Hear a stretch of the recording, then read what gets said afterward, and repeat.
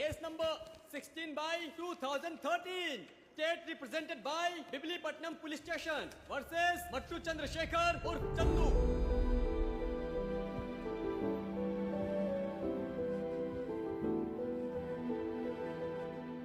Defence closing statement. Accused की उम्र को ध्यान में रखते हुए, क्योंकि मुलजिम के सामने पूरी जिंदगी पड़ी है, इसलिए उसकी उम्र का ध्यान रखते हुए कोर्ट दया दृष्टि बनाए रखे, ऐसा मैं अपील करता हूं। इस केस के prosecution evidences, witnesses and defence arguments को सुनने के पश्चात, taking everything into consideration, the final judgment on this case will be pronounced in the open court on the next hearing dated 29 July 2013 at 10 AM.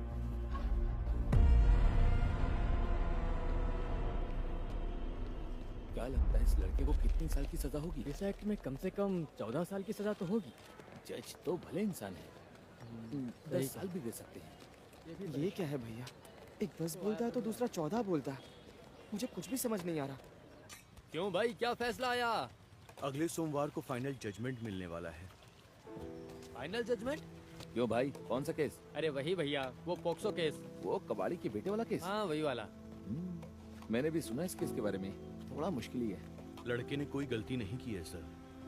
पिछले हफ्ते विजयवाड़ा में same ऐसा ही case था। मोहन राव नाम के एक सीनियर लॉयर हैं। क्या डील किया केस को? आपके पास भी कोई ऐसा ही लॉयर होता तो वो जरूर कुछ करता। मोहन राव जी का नंबर हो तो मुझे दीजिए ना सर। अरे मैंने तो आपसे बस ऐसे ही कह दिया था। अभी कुछ दिनों में केस का फाइनल जजमेंट है तो इतने कम समय में वो कर ही क्या पाएंगे? मुझे नहीं लगता कुछ होने वाला है। वैसे भी यहाँ 4 दिन ये क्या करेंगे भाई? आप नंबर दे दीजिए, उन्हें जो करना होगा वो कर लेंगे। मोहन राव जी का नंबर मेरे पास तो नहीं है, पर उनका एक असिस्टेंट तेजा है, स्टाफ के पास उसका नंबर होगा। मैं लेके देता हूँ आपको।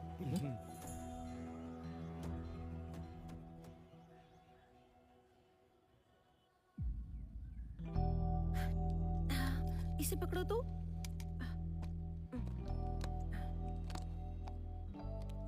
कोई अच्छा केस जीतने के बाद ही हम अंदर टेबल पर खा सकते हैं। मतलब यहाँ अगर खाना शान से खाना हो ना, तो भी एक केस चाहिए। जब तुम केसेस के लिए इतने सपने बुन रहे हो तो हर रोज यहाँ कोटेशन बनाने क्यों आते हो? बाहर जाकर खुद भी तो ट्राई कर सकते हो। हेलो, किसी नए लॉयर को केस मिलना इतना आसान नहीं होता। लेकिन अगर मोहन राव जी के हाथ के नीचे अगर हमने कोई केस जीता ना, तो आगे केस मांगने की जरूरत नहीं पड़ेगी। केस खुद चलकर हमारे पास आएंगे।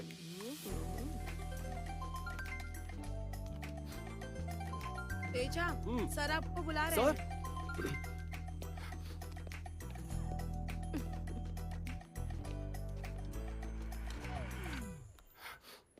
सर तेजा, तुम खाना खाकर वो जो 304A का केस है उसे पुटअप कर लहरी को वहां रहने के लिए कहो। Okay sir. और हाँ सुनो, वो 498 के केस में अक्यूज्ड एब्सेंट है ये कहकर एक और डेट ले लो। मैं आता हूँ। Okay sir. लहरी, खाना जल्दी खा ले। सर ने 304A के बाहर खड़े रहने को कहा है। हेलो, थोड़ी देर पहले आपने फोन किया था। सर मेरा नाम शम्मुख रेड्डी है। मैं वाइजैक से बोल रहा हूँ। मुझे केस के बारे में मोहन राव जी से बात करनी है। शुक्रवार परसों ही है ना? आप शुक्रवार शाम को आ जाइए। वैसे भी सैटरडे और संडे कोर्ट हॉलीडे होता है, तो सर आपसे डिटेल में बात कर लेंगे। तो ठीक है, मैं शुक्रवार को फोन करता हूँ सर। ओके। उन्होंने शुक्रवार को आने के लिए कहा है। उन्हें बता देते कि सोमवार को हमारा फाइनल जजमेंट है। अगर मैं वैसा बोलता तो मुझे बुलाते ही नहीं। यहाँ सब केस ले तेजा, रहे हैं और हम लोग सिर्फ डेट तेजा, ले रहे हैं। हाँ बोल तुम्हारे भाई। ऑफिस में मुरली जी को नोटरी करके रखने को कहा था। वो तुम्हारे यहाँ तो भेजने वाला था, लाए क्या? उन्होंने दिया था पर मैं लेकर नहीं आया भाई। लेकिन क्यों? मैं नोटरी का काम नहीं करता हूँ, तुम किसी और से मंगवा लो। तेजा, अरे हमारा 304A क्रॉसिंग है, सर आने ही वाले हैं। अरे आपके 304A के बारे में सर भी बात कर रहे हैं। सर शेखर भाई से कह रहे थे कि मोहन राव जी केस लड़ने के बजाय सेटलमेंट क्यों कर रहे हैं? यही सवाल जब मैंने किया था तो मुझे कहा तू जाके अपना काम कर। बात वो नहीं है भाई, ऐसे केस में क्या ही सवाल किया जाएगा?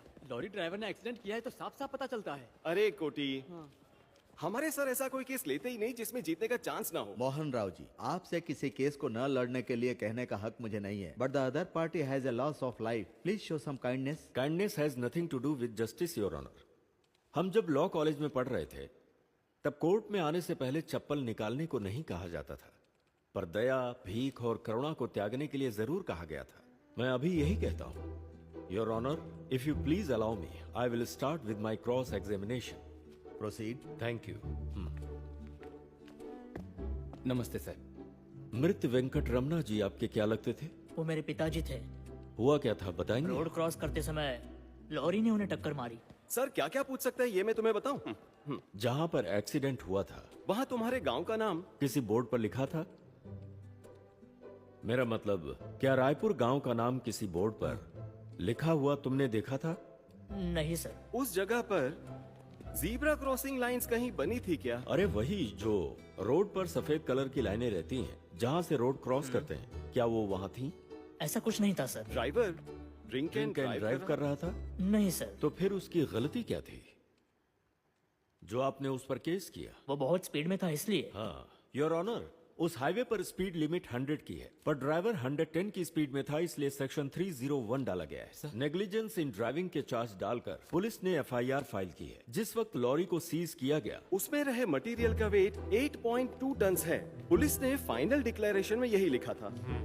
लेकिन according to the calculations of automotive research association of India को देखा जाए, 8.2 टन का मटेरियल ले जा रही लॉरी की मैक्सिमम स्पीड होनी चाहिए 80 होनी चाहिए।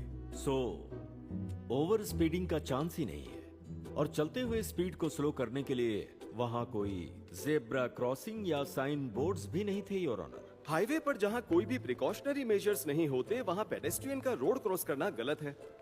तो फिर लापरवाही से, गैर जिम्मेदार होकर, रोड सेफ्टी रूल्स की परवाह ना करते हुए वेंकट रमन की गलती की वजह से लॉरी ड्राइवर नारायण आखिर कंपनसेशन या फिर आउट ऑफ कोर्ट सेटलमेंट क्यों करेगा? प्रोसिक्यूशन इन सवालों का जवाब दे तो हम केस कंटिन्यू कर सकते हैं, नहीं तो I request the honourable court to dismiss the case here itself and hand over the seized vehicle to the driver with immediate effect. Any questions? No, Your Honor. The prosecution has failed to prove section 304A and hence the case is dismissed. Thank you my Lord. भाई तू पहले ही बता चुका है कि तेरे sir तुझसे क्या पूछने वाले हैं। अगर इतना ही दिमाग तेज चलता है तो उन्होंने तुम्हें कोई केस क्यों नहीं दिया 3 साल से? ओफो, घूम फिर कर तुम भी उसी टॉपिक पर आ गए हो ना? नहीं, मेरा मतलब इसका सवाल बिल्कुल सही है। पर तुम ही बताओ लहरी, आज का केस अगर मुझे दिया होता तो मैं भी बिल्कुल सेम आर्गुमेंट्स करता ना। हाँ हाँ बिल्कुल वही तो। करता। या फिर शायद वो वेट कर रहे हैं कि मैं सामने से पूछूं। आज ऑफिस में एक लैंड डिस्प्यूट केस आया है ना, क्या मैं उससे लड़ सकता हूँ? उनसे ये पूछूंगा। जब वो चैम्बर में अच्छे मूड में हो तो मुझे बुलाओगी? मैसेज करोगी ना? करूंगी। ये एक लैंड डिस्प्यूट केस है, नेक्स्ट वीक इसकी हियरिंग है। इसे कौन टेकअप करेगा? मुरली सर। अभी तुम्हारे पास कौन से केस है? एक चेक बाउंस है, एक फैमिली कोर्ट है, एक लैंड डिस्प्यूट है और एक 460 है सर। रमन तुम्हारे पास?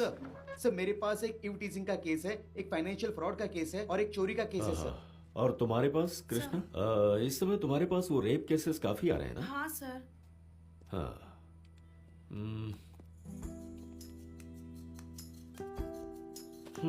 इस केस को मैं ही हैंडल कर लेता हूँ। Carry on.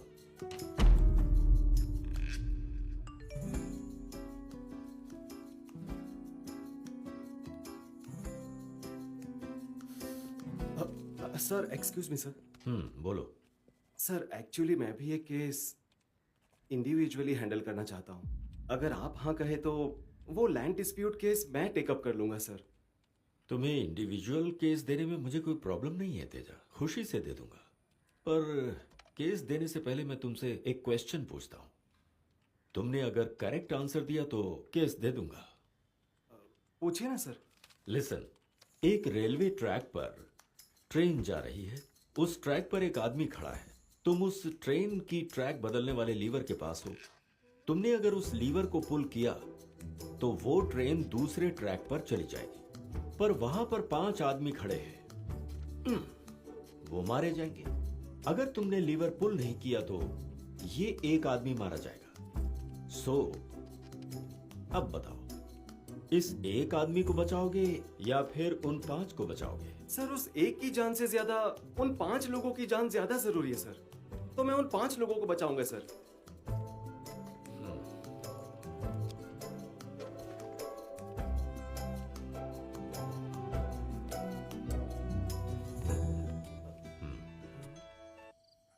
कैसे हो बेटा, क्या चल रहा है? अगर आपको लगता है कि मैं आपके पति की तरह नोटरी करते हुए जिंदगी बिता दूंगा तो आप गलत हैं। आपका बेटा अब लॉयर बनने वाला है। क्यों, मोहन राव तुझे केस देने वाले हैं क्या? ऑलमोस्ट दे दिया समझो।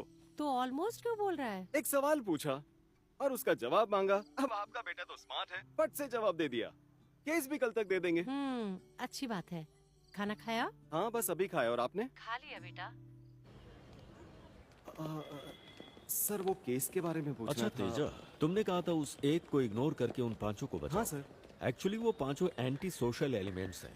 उन्होंने कई लोगों की हत्या की है, केस चल रहा है, सजा मिलना तो पक्का ही है। अब बताओ, उस एक को बचाओगे या उन पांचों को? सर अगर वो पांचों क्रिमिनल है तो उस एक इनोसेंट आदमी की जान कहीं ज्यादा जरूरी है सर। तो फिर मैं उन पांचों को मारकर एक को बचाऊंगा। चलो चलते हैं। क्लर्क के पास से कॉपी लेकर ऑफिस पहुंचो। हाँ सर वो केस अच्छा, वो उन पांचों को मारकर एक आदमी को बचाने के लिए कहा यस था। सर। एक लैंड पर 600 लोगों का परिवार है। उस लैंड का सैंक्शन करवाने वाले गवर्नमेंट ऑफिशियल्स को मारकर इन पांचों ने उन परिवारों को बेघर होने से बचाया है। अब उन फैमिलीज को इन पांचों की जरूरत है तेजा। अब क्या करोगे?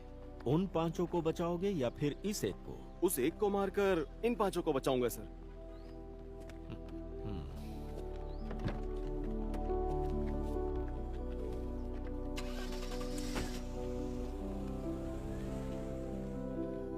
सर एक्सक्यूज मी सर, वो उस केस के बारे में बताएंगे? आपने कहा था। अरे हाँ, तुमने तो उन पांचों को बचाकर उस एक को मारने के लिए कहा था। हाँ सर, ध्यान से सोचने पर तो वही सही लगता है सर। बात ये है, ये पांचों जिस लैंड के लिए रिबेल्स बने थे, ये लैंड उन्हें देने वाला ये एक आदमी है जो है हाँ उनका पिता तेजा।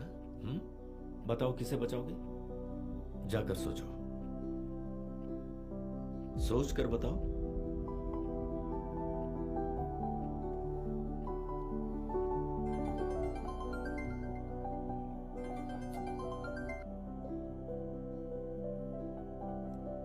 हाँ माँ। कैसे हो बेटा? क्या चल रहा है? क्या कहा तुम्हारे मोहन राव ने केस के बारे में? दिया क्या? अभी नहीं माँ। जाने दे। खाना खाया तूने? नहीं, अब खाऊंगा। अरे तेरी आवाज को क्या हुआ? कुछ नहीं माँ, मैं ठीक हूँ। कुछ कहा क्या मोहन राव ने? पापा जिंदगी भर सिर्फ नोटरी ही क्यों करते रहे, ये अब समझ आ रहा है माँ। क्या मतलब? कुछ नहीं माँ, मैं बाद में बात करता हूँ। अरे अरे तेजा। तेजा सर। कोई तुमसे मिलने आया है। जी कहिए। मुझे तेजा जी से मिलना है। मैं ही तेजा हूँ, कहिए। हम वाइजेक से आए हैं। ओह वाइजेक से, आप ही ने उस दिन फोन किया था ना। बैठिए। आपका कौन सा केस है? ओह रनिंग केस है। ट्रायल स्टार्ट हो गए? सोमवार को फाइनल जजमेंट है सर। फाइनल जजमेंट है? आखिर ऐसा कौन सा केस है? पॉक्सो है। अक्यूज कौन है? मेरा छोटा भाई है सर। वो कहाँ है? वो रिमांड पर है। रिमांड पर? रिमांड पर कैसे? फाइनल जजमेंट कह रहे हो, रिमांड पर भी कह रहे हो? ये केस जब से शुरू हुआ है तब से वो रिमांड पर है।